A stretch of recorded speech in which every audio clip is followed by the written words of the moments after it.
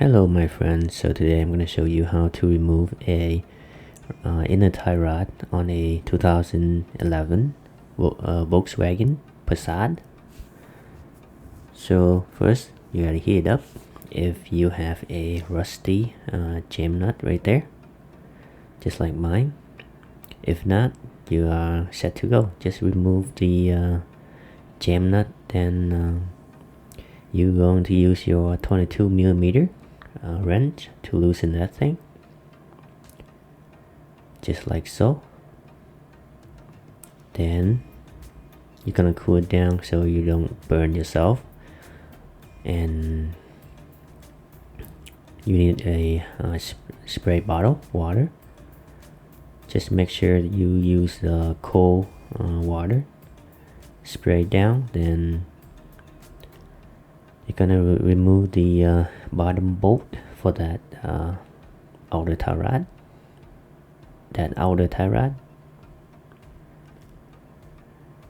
And there is a special tool. If you want to use it, it's called that tool.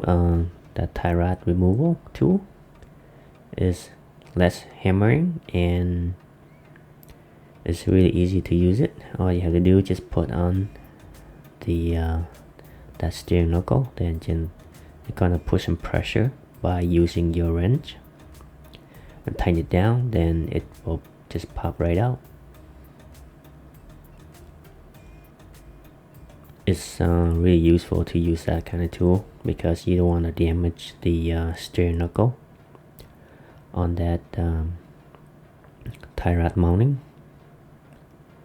But sometimes you gotta use the hammer. If you don't have that tool, then you will use your torch to heat up that outer tie rod so you can spin the inner tie rod, make it easier. For this vehicle, it has a lot of rust, so I have to use a torch. Torch is your friend for the northern state in the US, I mean, or anywhere in the world you have a rust buildup. This is a nightmare to work on a car with a lot of rust, so a torch is very handy to have it in your arsenal. Then you're gonna cool it down once again so you don't burn yourself.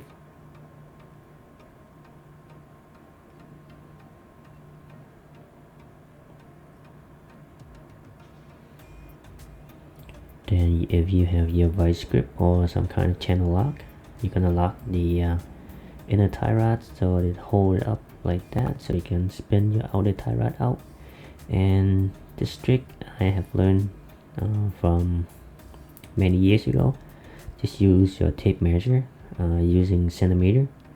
Once you measure that from the jam nut to the outer of the inner tie rod, just make a note of it, and once you have your new inner tie rod, you just use your point of reference, the measurement, how many centimeter from the outside of the inner tie rod to the jam nut, so make it easier for you exactly where it's supposed to be previously. It's really helped so speed up the alignment process way easier. As you can see right there, that belly boot, I cannot find a belly boot for the replacement. It broke in half, so I just carefully removing that belly boot. So I have to reuse it, but I can't find it, so I have to reuse that belly boot, which I'm not very comfortable using that, but I have no choice because the parts store don't have it. And I'm kinda don't like heating this thing up because it might ruin the inner component of the steering the rack. So I have no choice.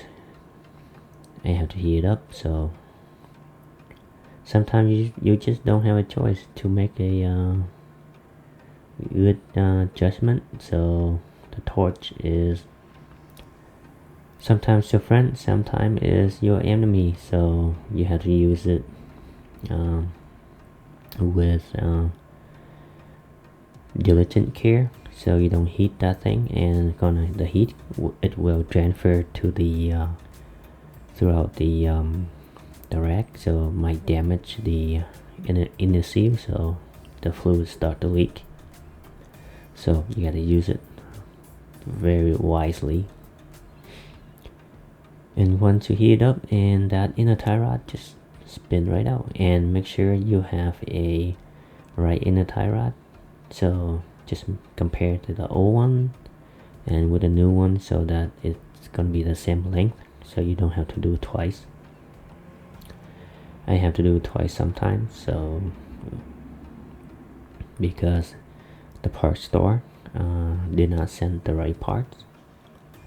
And make sure you put a little dab, the blue Loctite dab, on the inner tie rod thread, and always spin in by hand, and do not rush, because you might cross thread the inner tie rod thread, and you don't want to do that.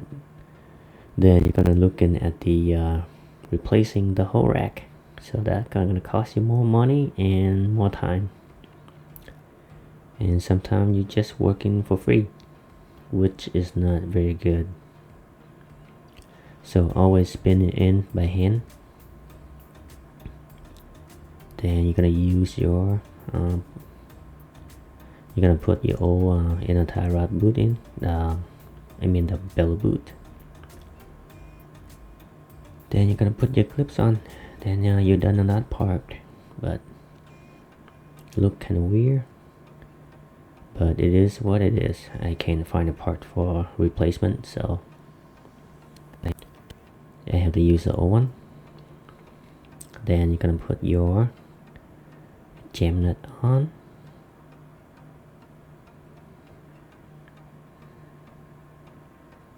And this part is very crucial. Make sure you note down your how many centimeter from that nut to the outer edge of that inner tie rod. So right there, see, I got my tape measure out. Then be a nice guy and put some anti-seize on that inner tie rod, so it doesn't seize for the next guy whoever working on it. I always put a little bit dab of the anti-seize in, so it doesn't seize.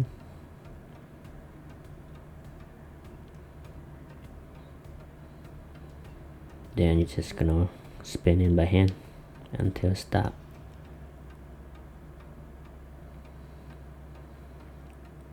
So that is a very good point of reference right there. Just making sure you measure how many the centimeter from the that jam nut and to the outer edge of that inner tie rod. Then you are done, almost done. You can tighten by air ratchet too.